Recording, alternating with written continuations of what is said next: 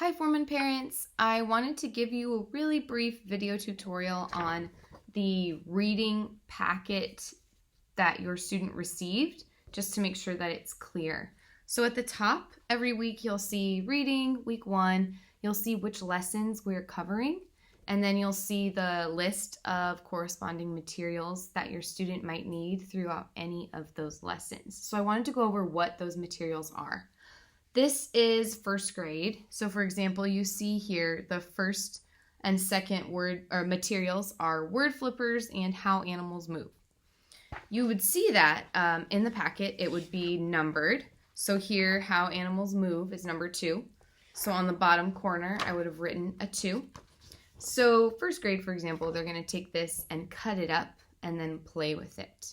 If that comes up in the lesson, I'll definitely prompt you on how to do that. So activity sheets are just things that your students are interacting with to read more words, and they generally really love them. They have a lot of fun with them. The next thing you'll see is number 3. It's practice sheets, and all of the students have practice sheets.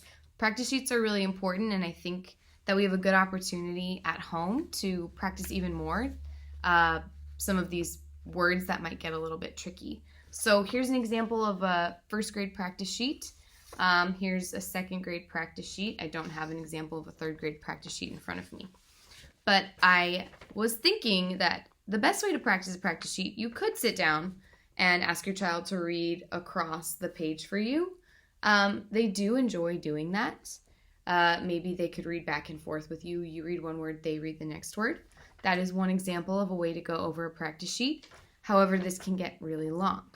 So I sent home with all of you a monster for each of your students. So each child should have their own monster. If they want to color it or write their name above so that you can keep this as something that they're going to use later whenever they're doing practice sheets if they want to, I think that's a great idea. You'll notice that there's a slit for the mouth. So let's say I have a first grade practice sheet. I decided to take it and cut it up into strips. So I just cut each group of words. Here's the FL words, here's the GL words, so on and so forth. I cut them into strips. Then I have my student, my child, choose a strip, and those are the words they're going to read to me. So they would read Glen, glum, glob, glad, glob. Say instead of glob, they say glod. You could just prompt them to go back. Can you go back to this word and read it for me one more time? Once they get it, they get to feed it to the monster. And we've done this at school, so I know they really love it. You can hold up the monster.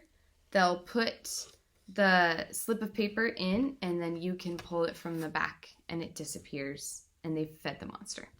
Then you would go again with another set of words. This time maybe it's FL. So it would be flag, flop, flat, flit, flush, flap, fled, flip, flash. It's okay if they read a lot slower than that, because right now it's a practice sheet. They're just practicing what it sounds like to say all these words that maybe they didn't know they could read, but they can because they can sound out each one. So going through, letting them go at their own pace, and then letting them feed the monster could be a really fun way to go through the practice sheet.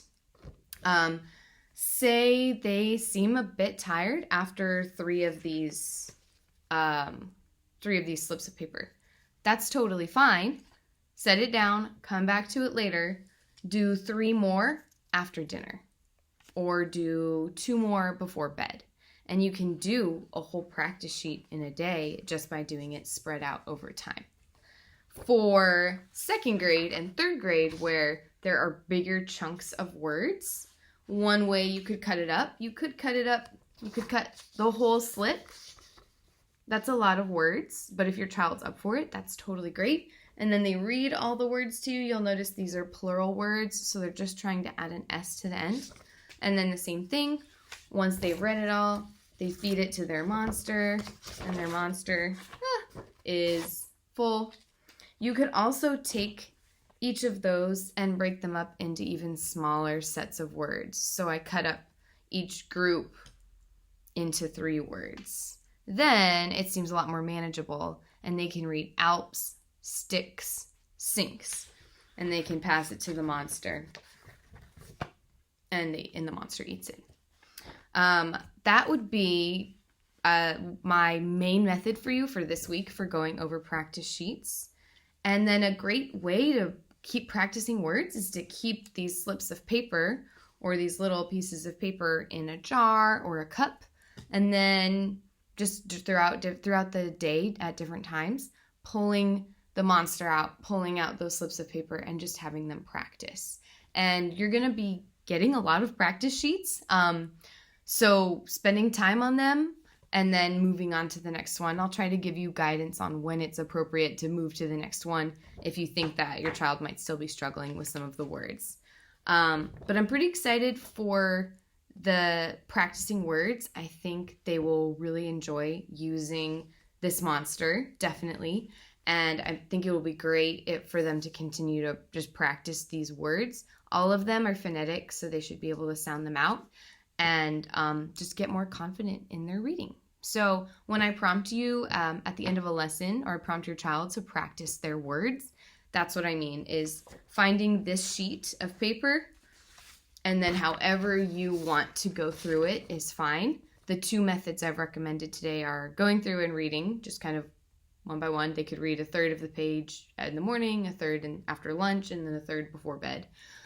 Or cutting it up and feeding it to the monster are two really great ways to practice your words. So I hope that helped.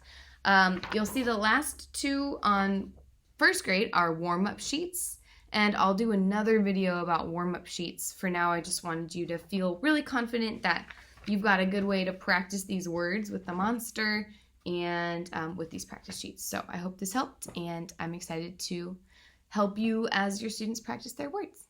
Thanks.